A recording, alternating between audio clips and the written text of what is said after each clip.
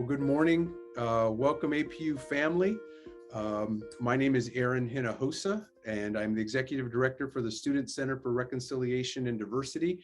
And I want to welcome you to HSI Awareness Week and part of the DEI office and Dr. Hall.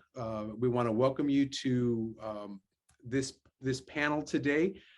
Thank you so much for joining us, for our faculty and staff and students that are with us, for our regional campuses, our alumni, and any of our friends and family that are with us today. We just thank you so much for this opportunity to bring to you things that are happening at APU, things that are happening in our community from our great panelists that will be with us today. And with today's topic, we're talking about Latinx pathways to and through college. If you were with us on Monday, we had an opportunity to talk about our HSI status and strengthening that status here at Azusa Pacific University. Gave you a broad, but then also a very direct idea about what APU is currently doing around being a Hispanic serving institution. And today we're going to talk with three of our esteemed colleagues to talk about the practical steps and what APU is currently doing in foundational work as elementary into high school and into college. And so I first want to introduce Dr. Paul Flores, who's the Director of Liberal Studies, Undergraduate and Education K-8 program here at APU. I think he's close to almost 30 years here at the university. He will be joining us a little bit later. Today, he has led our CHAMPS, which is College Headed and Mighty Proud program.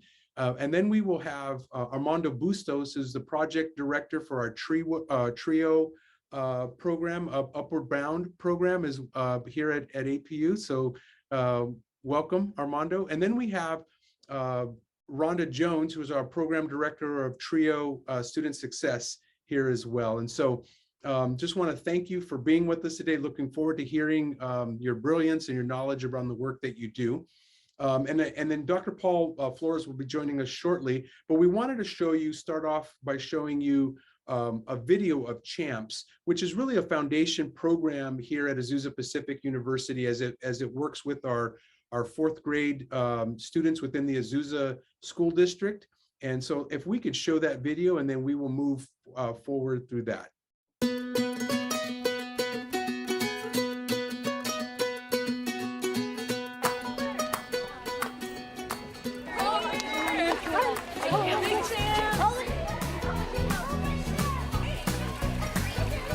Once you guys finish elementary, then you'll go to high school, come to college. The fun thing about the dorms, guys, is that every student can kind of pick and choose how you want to set up your room. So if you want to set up a bunk bed, you can do that, sweet. If you want to put in a couch in your room, that's awesome, you guys can do that too. This college dorm room may be small, but it made a big impression on this group of fourth graders. What was good about the dorms was you get to do things yourself and like put things up, and you get to design how your dorm, whatever you want your dorm to be. As these kids take a tour of Azusa Pacific University, they begin to see possibilities of living independently, of socializing, of being in college. And that's precisely the point. College is very abstract for a lot of my students. Most would be the first to attend college in their family. So this brings it into the concrete world for them as opposed to the abstract world. Otherwise, it really seems like a dream, something they see in a movie or something they see in a TV show. It's not reality, it's fantasy. But it takes that fantasy and makes it a reality for them. Azusa Pacific University is a private college in the San Gabriel Valley. They partnered with the Azusa Unified School District on a 9-week program called CHAMP. CHAMP program, which stands for College Headed and Mighty Proud, began with an idea that if we expose students at a very young age to a college-going culture, that we can have an impact in their future lives. The program started 28 years ago, and over 13,000 local elementary students have gone through the CHAMP program, where they're learning about college readiness, goal setting, and really instilling a future and a hope for university. The CHAMP program begins in the classroom for all 400 of the district's fourth graders. They meet weekly with the college students from Azusa Pacific University who are enrolled in a course called Diversity in the Classroom. Last week we talked about college activities and what living on campus is like. Next week I think we'll be talking about college applications. Jada Javier is a college mentor with the program. She says the message really comes to life on the week the kids get to see the college campus with their very own eyes. Did you guys see those dorms over there? Yeah, that's where I live. Yeah, that's where I live. The skeleton? No, not the skeleton, but I know which one you're talking about. The CHAMP program really gives you such a great opportunity to practice how to be inclusive, how to get to know your students in a personal way, and just how to cater to people who are different. What really makes this program stand out is the fact that it's college students who are making connections with our students. Because without that, I think it would be just another curriculum, just another tour, but having that special person come to see you every week for 9 weeks is what I think really makes it stand out.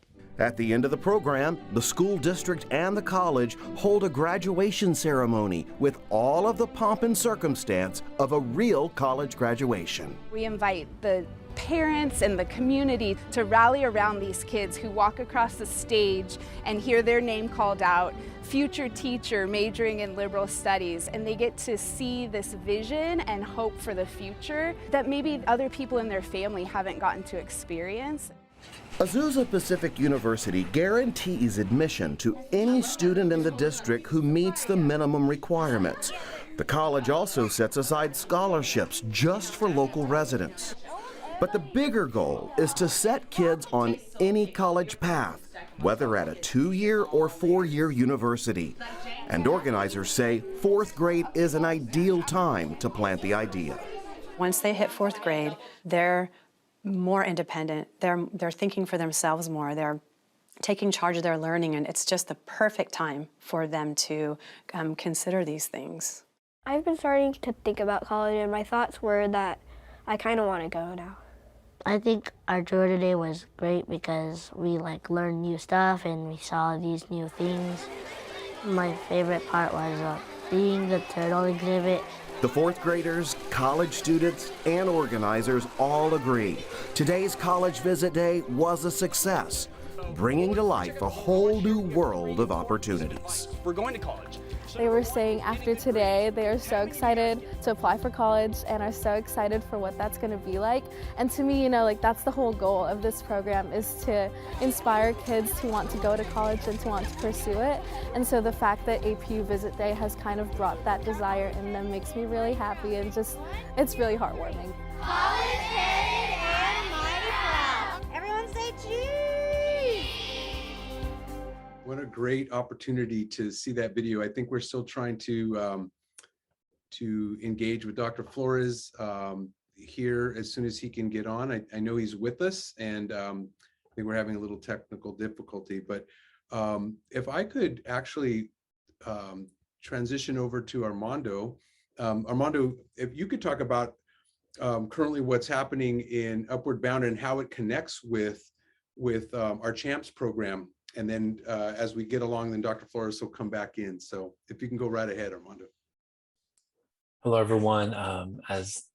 With True Upward Bound, we're a federally funded grant through the Department of Education. And so we are charged with supporting students that identify as first generation, come from low-income backgrounds, and demonstrate an academic need. And we partner with Azusa High School, which is really great. And so that being come from the community of Azusa, that predominantly means that we work with predominantly Latino students, which is a great kind of experience. It's funny, the students we work with will still talk about their CHAMP experience and how meaningful and significant it was. So it's great that we can kind of continue with that. And so the work at True Upward Bound, we work with 60 Azusa High School students, specifically our grant, and our goal is to help prepare them from once they're in 9th grade all the way till they're in 12th grade with any sort of academic need they may need to be successful in college. So we work one-on-one with them with their applications, with financial aid processes, and working with our students. We find that a lot of our work is just providing information and demystifying processes and helping our students work through the process. We also know that that isn't just a case of applying to be successful. So we do a lot of work with preparing our students with the social skills, the non-cognitive skills they need, and even like some of the professional skills that they need to be successful. We will do that in multiple ways, be it after school tutoring, workshops on Saturdays, field trips to visit colleges or expose them to different experiences, like taking them to a musical or something like that, which is all super awesome kind of opportunity to be able to expose students to things they may not have the luxury of experiencing. But even informing parents is another part of our huge program that we do a lot of that, demystifying the process, providing information in both languages, English and Spanish, which is important for our Latino families, because they operate in the unit a lot of the times. And so if we equip our parents, our Spanish-speaking parents, with the language they need to have conversations with their students, then we feel like there's it builds a community, a connection amongst both our parent and student, and hopefully they can have great conversations about college and what does that mean and plan. And so that's just a hint of what we do. I could talk hours and hours about what we do and get super specific, but really our goal is to help our students apply and go to college and also succeed after the fact. Well, that's great. That's great, Armando. Thank you. Thank you for that context. And then if I can bring in Rhonda Jones, did I see Rhonda? Yes. And so Rhonda, you play a big part of this as well, as we talk about the pathways in. And so we showed the video of champs, and Armando's talking about the high school level, and now we're talking about the college experience for these students. If you can explain the work that you're doing and how it plays a part in that pipeline. Certainly, I'm happy to. As TRIO Student Support Services, we continue with the work of incredible programs like CHAMPS and what Armando does with Upward Bound students, and preparing them once they get here to just sort of navigate the college experience, because it's one thing to get in, but our goal is to actually see students register every semester and ultimately walk across that stage. And we do that in a variety of ways. We do that by offering academic tutoring, academic support programming. That means helping you with your study skills and test taking techniques, figuring out APA format, understanding the language of college. What does it mean when professors and instructors use certain terminology? We actually work with students in terms of making sure they're connected to their advising team. First, your academic success coach here in the Academic Success Center, but then your faculty advisors, and how to, create electronic communication so that you are communicating appropriately and that you are following up on things such as office hours. So we really do make sure we hold your hand through the process, not just your first year, but all 4 years. And in that, we believe that every year you're going to grow and to be able to see yourself just sort of evolve as you pursue a major that ultimately turns into a career. So we work with you on financial aid. We work with you in terms of looking for scholarships and how to complete FAFSA. We definitely expose you to careers and graduate school, because you started out as champs, as they say, and then you moved into Upward Bound, and then we offer that opportunity in student support services to say, hey, the next step is graduate school. Have you given some thought to that? And so we take students on field trips and expose them to these opportunities. We also give, we want you to be a well-rounded and holistic individual. And so our programming actually really supports you being aware of all different types of people groups, and so that you can navigate the world of work successfully. So we are just rocking and rolling over here and extremely excited to be a part of this panel and want to be of service to you. We want our students here. We want them to know that that we care and that we are very much interested in their success. Great, thank you, Rhonda. Thank you so much for that. And I see that Dr. Flores is with us. So thank you for the tenacity to keep trying to get on. So I appreciate that. If you can unmute yourself, there you go. And then we were able to show the video. So go right ahead, Dr. Flores. Great. Yeah. Hey, thanks for the privilege and opportunity to discuss with colleagues and our guests today just about pathways. You know, I kind of think that we really need to consider our beliefs about students, including beliefs about all students. We're privileged in our own case to be at a faith-based institution where we look at all students as created in the image of God. In other words, all students have purpose, design, and intention. And one of those, I think, is then, if we believe that, is then how do we provide awareness to that? So that's where kind of the germination of the CHAMP program began. And it's exciting to be at this level on this end now, to see graduates from our university, most recently Alicia Martinez in spring of 2021, who first heard about college through the CHAMP program here in Azusa Unified School District. So I think there's a couple of things for us to consider. One is our belief about students, and then what are pathways? And perhaps this is one of many. I think other pathways to consider would be the role of the elementary school teacher, the role of the school, the role of the university and the community in making these pathways illuminated so that students can see that these are opportunities.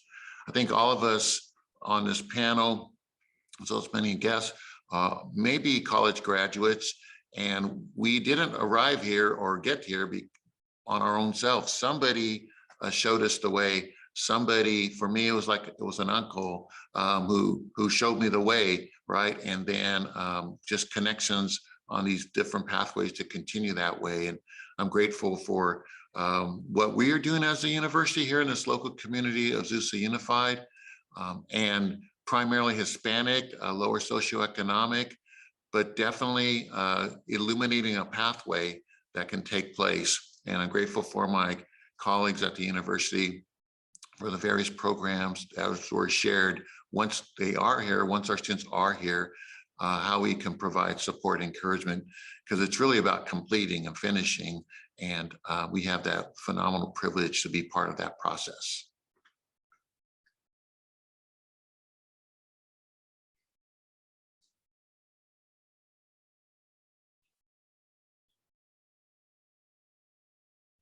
I apologize. Thank you, Dr. Flores, for that. What a powerful words. And if I can have the other panelists join us as well. Each of you said some very distinct pieces about what you currently are doing and what we do at the university. And Dr. Flores, you said something. It is our belief in students, and what do we believe in our students? And I know that our belief in anything, and if our belief in students drives the way in which we then practice and what policy looks like, it's really important to what is our belief. And so what, I'll ask this question to all three of you, what have been some of the discussions or responses you've had from the students you've worked with about either what they believe or how they feel that they're seen, and what has been helpful to them to move along the pathway? So maybe Dr. Flores, I'll go back to you because you're at the beginning with the CHAMPS program. What have been some of the students' responses when they've maybe come to APU or to other colleges on what was then helpful for them to get to this point? Thanks. As the video showed, students, once they come on campus, are in awe that there is a college, a university, and you can see that in the video and their comments and their participation on a visit or a tour. What's somewhat sad is that we're across the street, and that students are just made aware of that sometimes through this program. So I think it could be that mentality of, this is not something for me. This is something for people who don't look like me, or from a different background. And that's where I think we can come in as educators and community partners to demonstrate a proper belief, right? That every person, every student is worthy of value and worth and dignity. And that's kind of our role, I think, to show that. And even in our program, we have college students working with these fourth grade students. That's the perspective we want them to go in. There's nothing broken. There's nothing that needs to be fixed. There's nothing that's less than. We're not saving a day.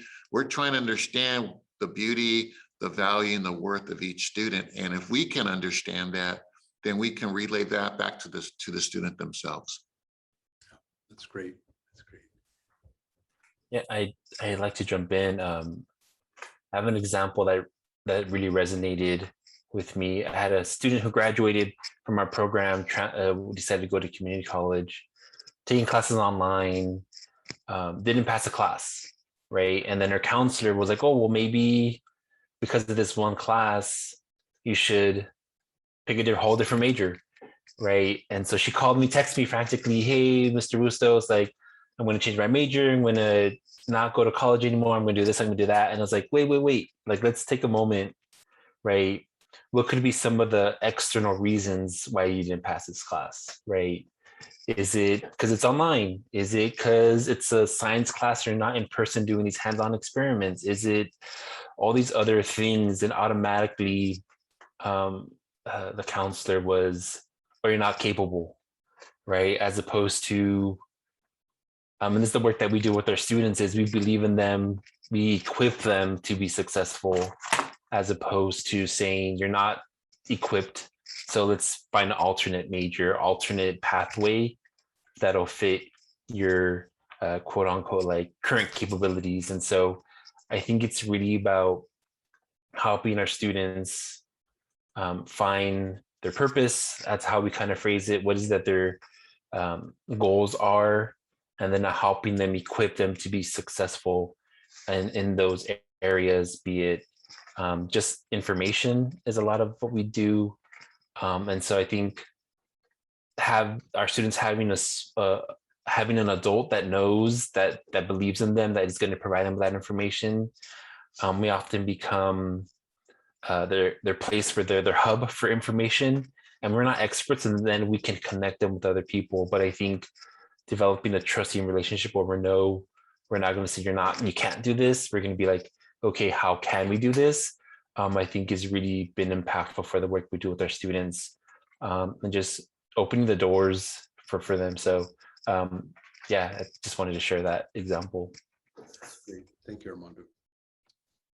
I can continue the conversation by saying that students, they come with expectation, and they come with excitement to us, and I think they're nervous when they get here, regardless of how prepared they may feel to be here. They're nervous when they get here, and so I think that really opening up our arms and our eyes to say, hey, listen, we want you here, that you do belong here, and that we are adding to your cultural capital. You're bringing something to us when you arrive here. You are offering us something that we did not have because you are here. And so there may be things that you need to further learn, or other things that you need to add to your repertoire of experiences. But you do bring something when you come to this institution. You bring your background, you bring your family relationships, you bring your way of viewing the world, and we're here to add to that. And so with that in mind, when a student is feeling like, I don't get this APA thing, maybe I should drop this class, I can say, well, APA was hard for me too. So let's talk about that. And why is it important, and why do we want to use it, and here's how it's going to help you in the future, and here's here's what that really means. Because so much of what I run into with students that are brand new or of any age, because I have students that spanned ages in my program, is that the terminology can sometimes be daunting for them, that not understanding what is being said or having it broken down in a way that makes sense to them, or putting it in a sort of common day or everyday context. And so I can encourage them that way. But again, we are here to celebrate their addition to this institution. We would not be who we are if they were not who they are. And I want to continue to remind them of that, and to remind others that we are getting gifts when they get here. Yes, yeah, that's great. The term sense of belonging is used a lot, and in higher ed and in many places. And that idea that a institution or a place, when someone walks onto it or into it, feels like this is mine, this is part of, this isn't just a place I go and I have to leave from, but a place where I can take and gain from. And how do you see, or what is the importance of sense of belonging within the areas in which you are serving with Champs and Upward Bound and with TRIO? Anyone can answer those. Anyone can start. Oh, I will start. I think because I'm, again, dealing with students who are coming to campus for the first time, having programming and opportunities, and being aware of groups that look like them, that don't look like them, that we, again, celebrate what they're bringing. And tell them that they are not alone in this process or in this journey, and that they're going to have support, and they're gonna get the opportunity to learn. But guess what? We're gonna learn from them too, and we're gonna move forward, knowing that we are a trusted and safe space to talk. That they know that there are safe spaces on the campus for them to be able to, sort of let down their guard. That it's okay, that you don't have to come with the answers, that, and it doesn't mean that I have all the answers, but what it means is that we're going to learn together. And when I learn something new with my students, I always say, look at this, we both learned this today. And so again, just seeing them as contributing individuals in this education journey and process, I think that contributes to a sense of belonging. That's great. Thanks, Dr. Jones. I'd piggyback on that idea that I think is huge, just this sense of belonging for students, commuter students, and as a HSI community, more and more our students are seeing others that look like them, but might not still feel that sense of belonging because there hasn't been that interaction of finding this kind of commonness. So I hope what we're doing and what others really strive to do is kind of find this sense of common. You're here because you're a student, just like everybody else. You belong here because you're a student, just like everybody else. You may be a first gen, you may be an English learner who's now speaking fluent English, but you're a student. So the unifying factor is that we're students, and then us as faculty and staff to somehow create these conversations. So when we build off this we are a student, and then we learn to appreciate the differences and even the various pathways in which we got here, as Dr. Jones says, it becomes a more beautiful place, a more, what I want to say, a place where we all belong, and we sense that this is mine.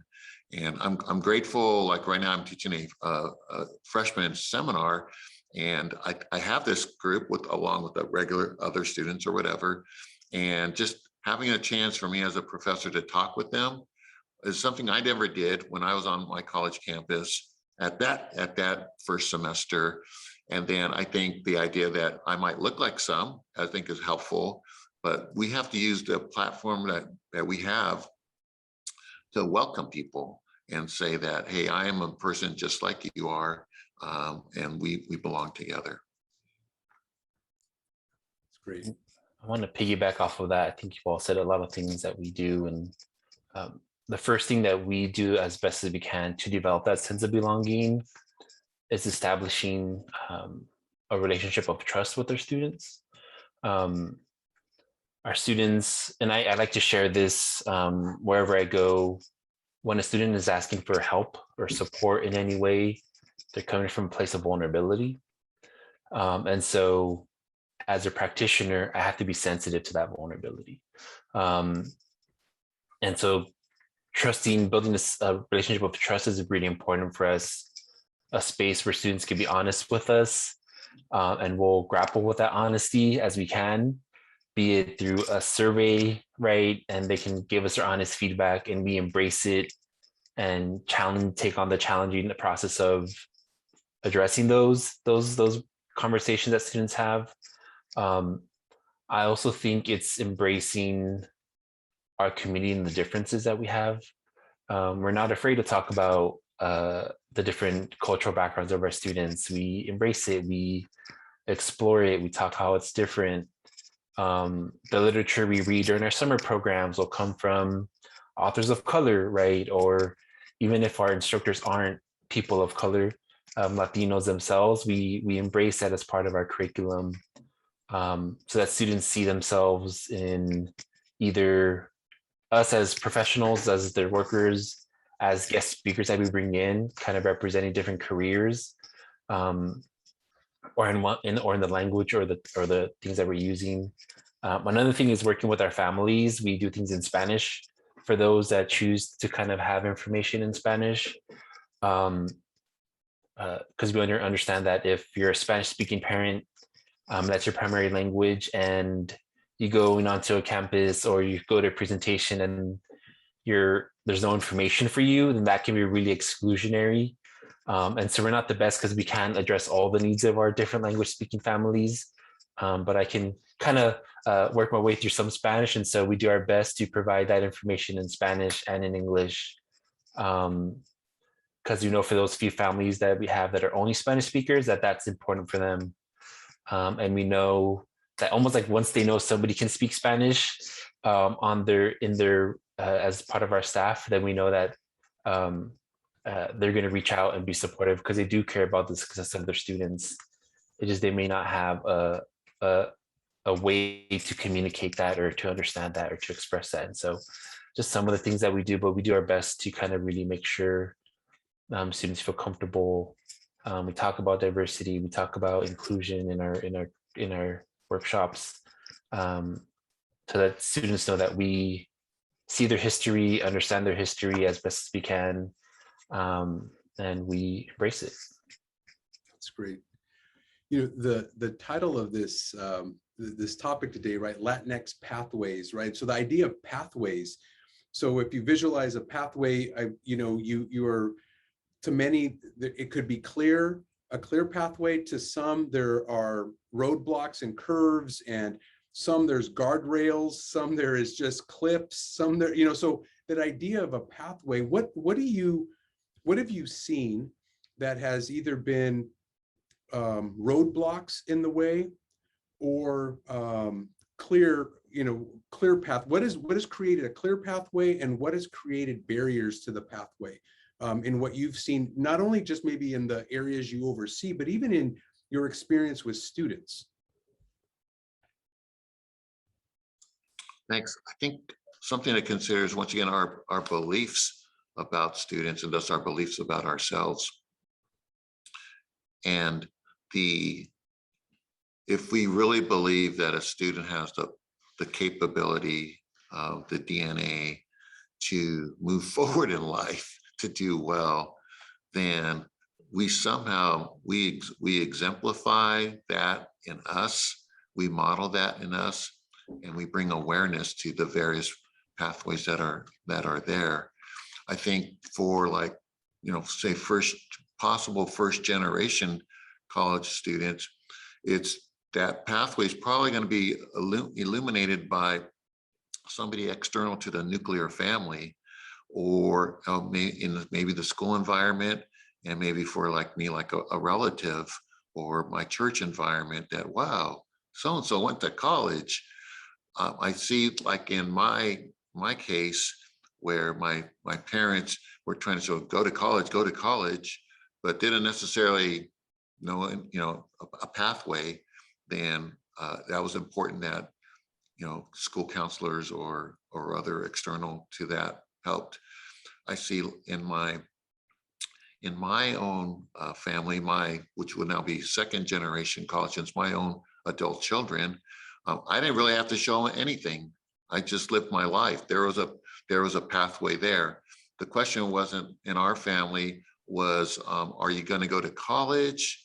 The question was, which one am I going to take, right? So so I think we have to be aware that some people don't see pathways, and that's a great opportunity we have to be the person with the flashlight, right? To show, hey, look at here's a little trail. And others have the pathway because of, you know, being second gen or something, but you know, may feel they still don't fit one of those.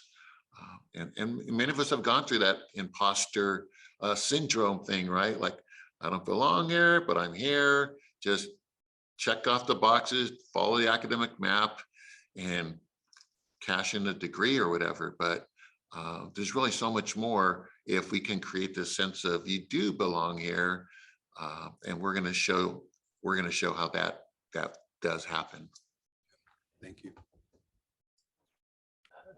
Dr. Flores, you sparked the thought of like the flashlight, we're here. I think, and when it comes to pathways to college, I think a lot of our students have to know that a pathway exists to college. And so I know, I'm thinking about my personal experience, someone planted the seed of, oh, have you thought about college? And even just that alone exposed, like, oh, there's this pathway. And I think that's really awesome that CHAMP provides that for students at such a young age, in 4th grade, where they are leaving elementary school knowing that a pathway exists for them. I think information is key. Information is super important. What are the options for students? I think there's a perception of what a college student looks like on paper, visually, right? Either through images that we see in our kind of daily intake. When we do our presentations for when recruiting students, one of the things we make a point to say is we're not looking for just the best student, right? Because there's almost a clear expectation for those students, like, oh, I have a high GPA, so I'm going to go to college, but what about all the other students? And so we make a point to kind of not just emphasize it's only for a select group of students, it's really for all students, and there's an option, a pathway for all students. And then it's just explaining the divergent pathways of a community college, a Cal State, or a UC, or private school, and helping students find where they fit best. And I think that kind of empowers students now to make their own decisions. And I feel like when a student is empowered, they're more likely to kind of trail their own pathway, as we kind of say. And so I think that's one of the things that we really do. And I think that's one of the pieces of that kind of might prevent students from pursuing a pathway to college, is feeling that they don't belong in a college to begin with, or kind of feeling like they're not, if they don't go to a 4-year or 2-year or 4-year private or public, that they're not good enough, right? That they're not going to achieve things. But if you know about transfer students and the great things that they accomplish, that it kind of creates a stigma. And one last thing, I think a pathway, something that prevents a pathway is there's often a dream of going to college, but not a clarification of what should you be doing when you're in college, and what should you be doing to prepare for after college. I think like Dr. Flores said, his parents kept on saying, and even my parents, oh, you got to go to college, right? And that's almost like that's the goal. But we know once you're in the field that college is the stepping stone. And so how do you equip students to be successful in college? What things should they be doing? Research or study abroad, or all these different opportunities in college that'll prepare them for after. And so I think that's a definite barrier, because then students don't know, once they're here, they're like, now what, so yeah, thanks. To continue with my esteemed colleagues, I think the things that we're talking about are definitely clear pathways, access. What we find, though, that are obstacles in the pathway is often things like financing, financial aid, the ability to get scholarships, the ability to understand what an internship is, an undergraduate research opportunity. What are those things that actually help you when you're in college to either help finance your education or actually give you, a work experience that will allow you to transition into the world of work. And so having that, those are some obstacles that we can definitely clear the pathway for students to get there. The other thing that I find with students, and I spend a lot of time on, because I've already said, hey, you're supposed to be here, you are here with Rhonda. Okay. But when you come across something that is hard or difficult, or that it feels like you can't do it, that persistence to continue. And that just because something is difficult does not equal wrong.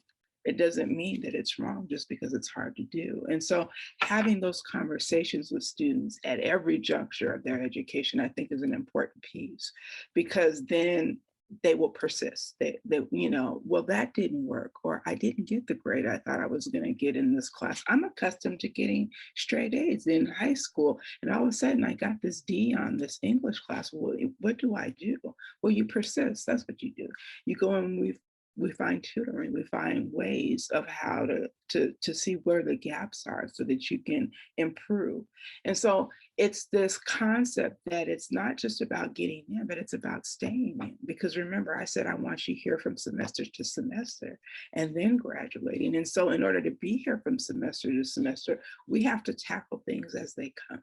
And that just because something has not gone the way that it was expected doesn't necessarily mean it's wrong and it's time to pack it up and go home. And so again, we're working through that, and we're going to push through that. And someone said no, but maybe over here someone says yes. And so again, building that fortitude, building that resilience, building that confidence in students so that they can continue is also a way of clearing the pathway. Thank you. Thank you all for those answers. I think there's this myth or assumption that exists on college campuses around, because I'll say that for the three of you, the work that you're doing, that you're the only ones that can do it, or you're the only ones that, because you oversee those areas, that, well, that's the person, those are the thing, those are the right people to, and the only people. How would you help our community, our faculty, our staff, even our community outside of APU that either are, third places and supports for our university? What would you say to them, like how they can be involved? How are they how do they play a role in this pathway, right? And so it's almost a charge to them, like what can they be doing? What should they be doing? How can they help in the work? Because we all know we are individuals in this work, and we need a village and a family to do this. So what would you say to those people that might be asking that question?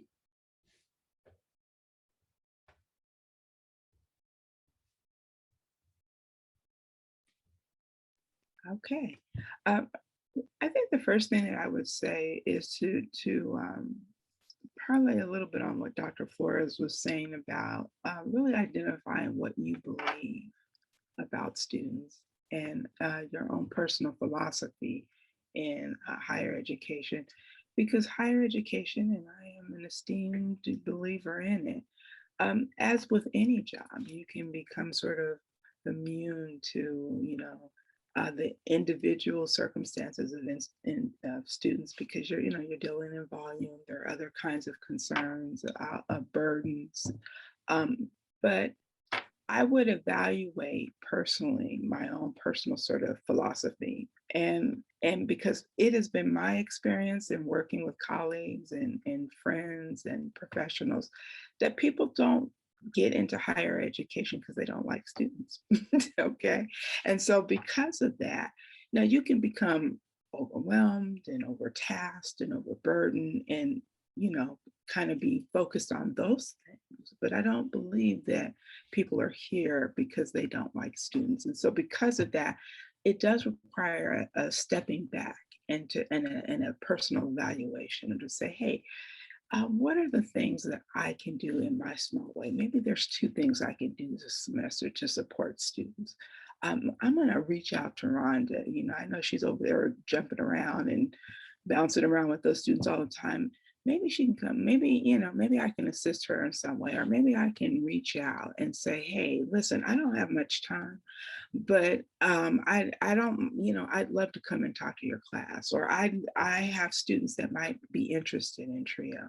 It's really sort of taking the sort of onus of, if I'm committed to serving all students, and I recognize that our designations have changed because our demographics have changed, what am I going to do to be serving in this capacity? Now, maybe I don't have a lot of time. Maybe I don't even, but I know that Rhonda's over there. I know that Armando's over there. I know Dr. Hall and Dr. Hinojosa is over there. What can I do in my small, limited time to be of service? And I think just it's a shift in mindset, a shift in perception and how you view the work, and sort of stepping back enough to be able to have that reflective moment.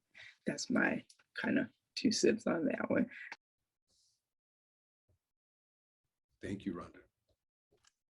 Yeah, I will add to that. That's beautiful, Dr. Jones. And I think things like what the soon-to-be Dr. Hinojosa runs and leads are excellent opportunities for us as faculty to utilize to connect to our students, instead of just assuming they're going to stumble across that office because they're coming out with a cup of coffee or something. I think we have a great opportunity to, in a sense, open eyes and bring awareness to the support things that are here on campus that can help bring that sense of belonging. I think the other thing to consider is that our students already bring those kind of characteristics that are necessary to succeed. If they're here, they probably have those resiliency features in their portfolio.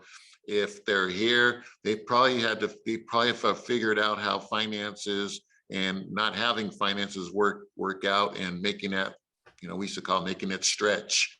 So I think for us, it's really capitalizing on those kind of beautiful tools that students already bring, but they may not see them as tools. I mean, oh my gosh, we have someone in our class that already speaks 2 languages.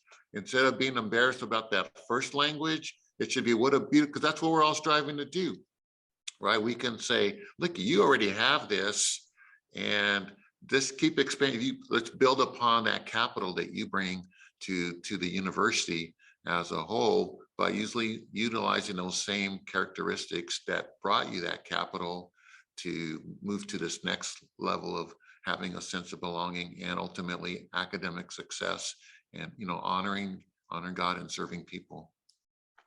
That's great. Thank you, Dr. Flores. All really great suggestions, and this is such a huge question, so I'm trying to formulate a response, and I think first and foremost is seeing our students as people. They're humans. I think at times there's need for education, but at the core of working with Latino students or students of color, they're people. And so just like any other student, they want to feel like they belong, and even kind of reflecting on what, as a faculty member, professional, or whatever it is, what do I want? What makes me feel like I belong in a space?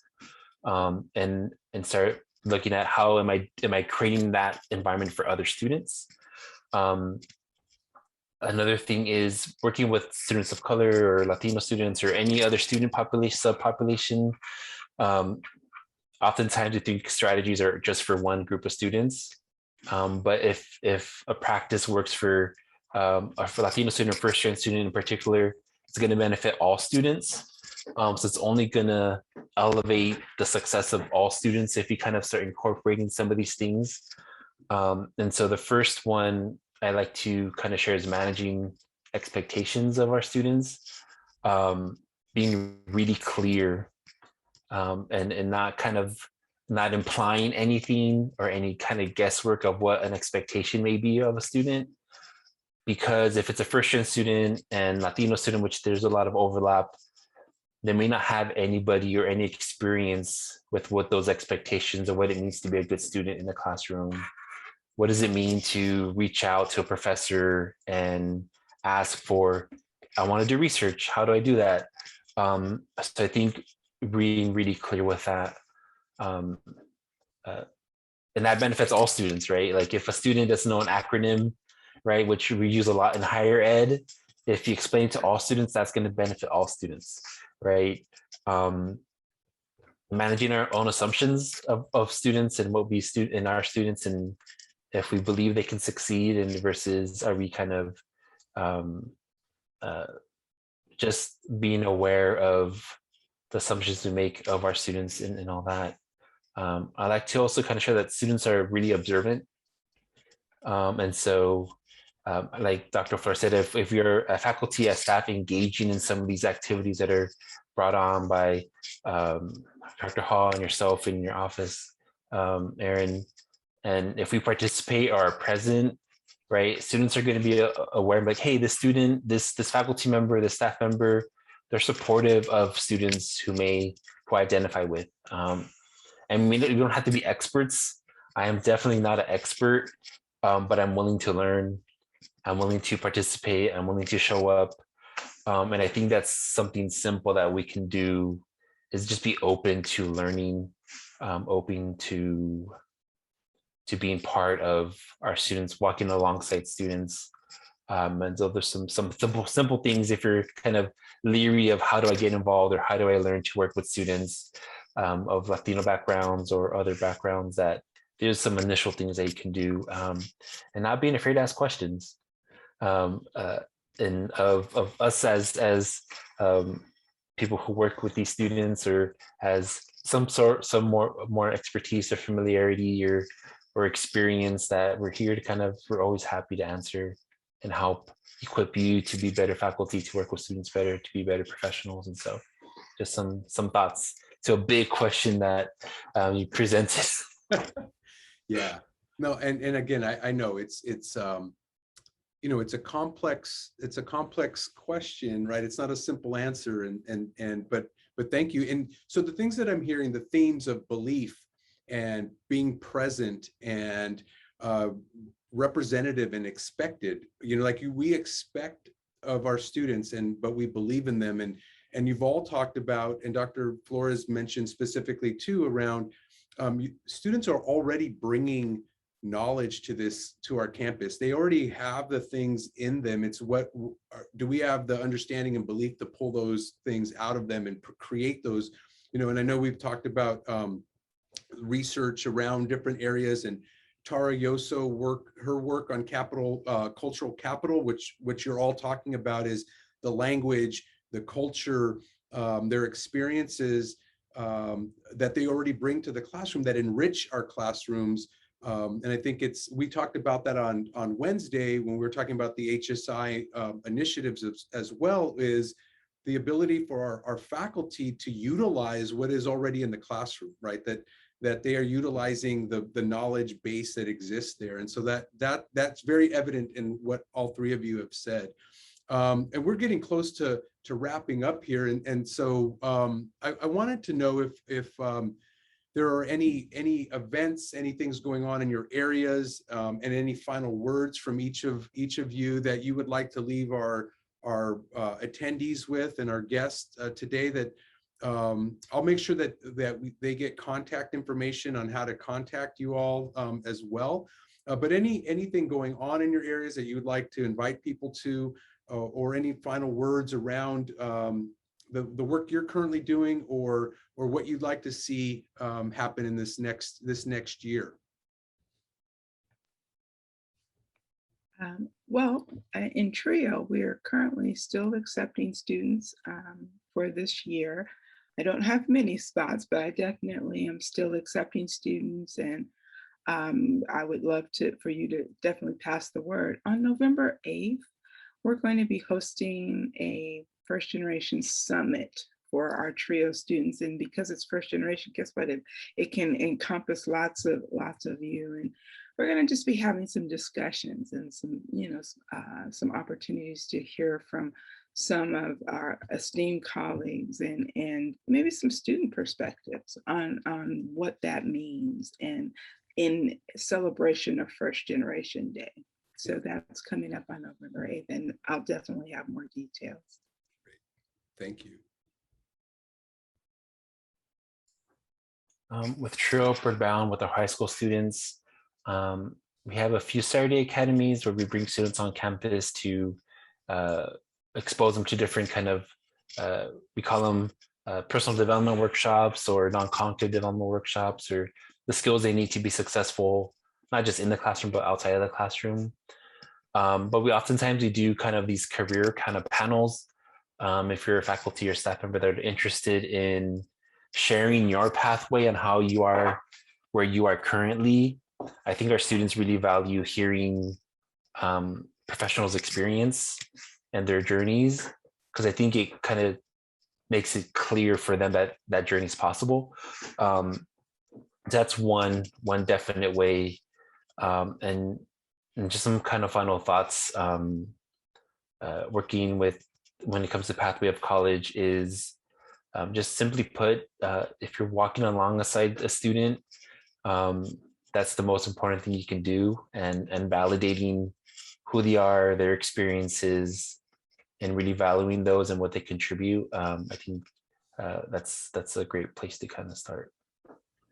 Thank you, Armando. Thank you, Armando. I think, we should never undervalue the idea of presence, that presence matters. I'd like to invite all of you. We have, I think it's on October 12th, we'll be inviting our 4th grade students from Azusa Unified to be taking a tour. We call it the Champ Visit Day here on our Azusa Pacific University campus.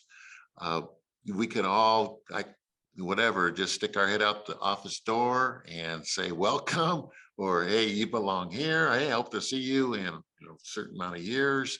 I think those are great opportunities. We're going to be busting down some doors anyways with the hundreds of 4th graders here. And then the other idea that I'd like to share with you is we have a culminating activity or event that was in that video called our Champ Graduation. This year it's on a Tuesday night, November 16th. We're going to be meeting in Upper Turner.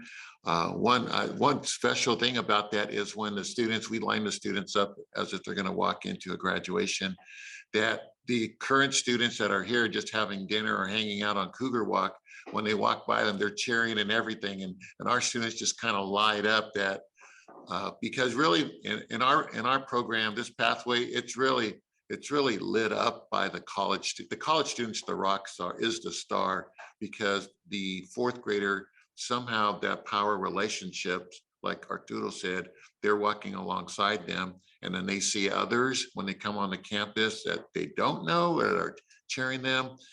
It's a huge thing, I think, in that whole event. So that's the evening of Tuesday, I believe it's November 16th, and we'll be hosting 2 back-to-back. That's great. Great, thank you for that. Yeah, and I'll plug something out of our office coming up on the 24th, which is next Friday. We're doing our Gen 1 kickoff. So as we mentioned, for those that don't know, fully understand the term of first generation college student, it is for a student who is first in their family to attend a 4-year university.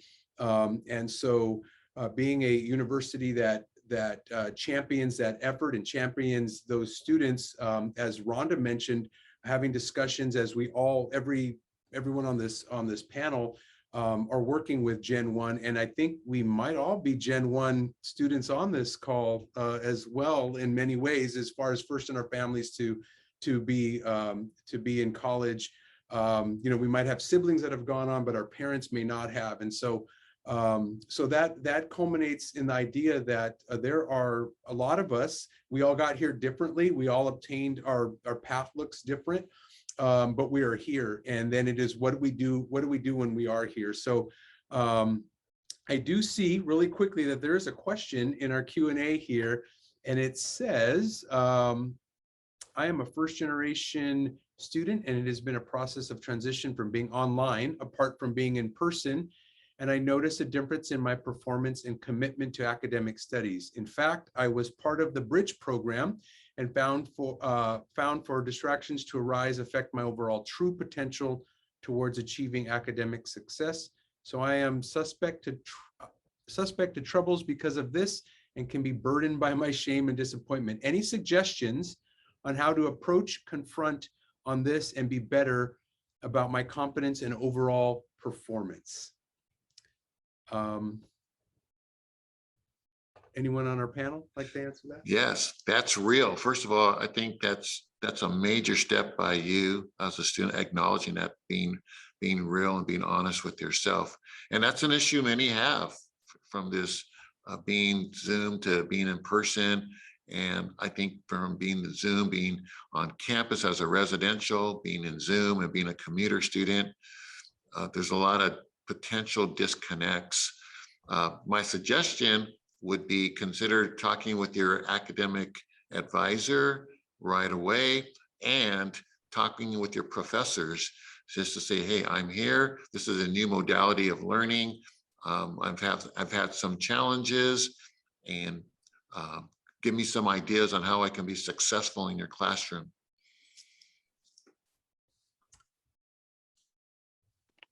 Yes. Also, sure. If you are a TRIO student, then you know that we do have academic support. I meet with students one-on-one. Our team meets one-on-one. We will walk you through the academic support services that are available to you on campus. Maybe give, help with that communication to your instructors about, just that transition. But our goal, again, as Armando mentioned, is to walk beside you. And so please stop by my office in the Academic Success Center. I'm around here. You can, and I will make room for you, and we will sit and talk and come up with a strategy so that you can be successful, because we do want to see you manage this process. I was just gonna say, yeah, contact Rhonda. She, if you're not a TRIO student, maybe you can become a TRIO student and join a great community. I know one of my first things when I went to college, I struggled asking for support. And because of exactly the shame that you feel in asking for support, there's a lot of expectations that once you get to college, you know how to be successful, especially as a first-gen student. Maybe if you did well in school, in high school. And so it's a courageous step to ask for support in different areas. And it's something that everybody does. We just feel like we can't, or I felt like I couldn't when I was in school, because it was admitting I wasn't qualified enough to be at my institution of my undergrad. But you are qualified to be here. You're here for a reason. They don't accept people on accident in college. And so it may be just this one little piece of information, this one little thing that you may need. And so the great place, the academic undergraduate academic success center or ASK might be a great place, or talking with your faculty. They can maybe provide you with some insight, but feel free to reach out. Great. Yeah, and I want to add to our office, the Student Center for Reconciliation Diversity. We actually house the Gen 1 program with us. And so come on over, we can get you connected with a mentor as well that can walk alongside you, whether it is a faculty member, there are peers. A lot of the students that are already here that know what the pathway looks like are great opportunities for you to learn and be successful as well. So we're located right on Cougar Walk, right across from what is now Shalom Cafe, used to be Starbucks. We're right across from that, so you're always welcome. So with that, I want to thank our panelists. I want to thank our attendees, those that have asked questions. What a hopeful conversation that we had today, and just so thankful for the work that you're doing to make not only APU a better place, but a better place for the students that attend here and come here and feel that sense of belonging. So thank you. Have a great rest of the day to all those that have attended. This is recorded, so if you want to go back and take a look, and if you missed any of the great nuggets that you heard or didn't hear, it'll be available and streaming by recording. We'll get that sent out to you. So thank you so much. Have a great rest of the day.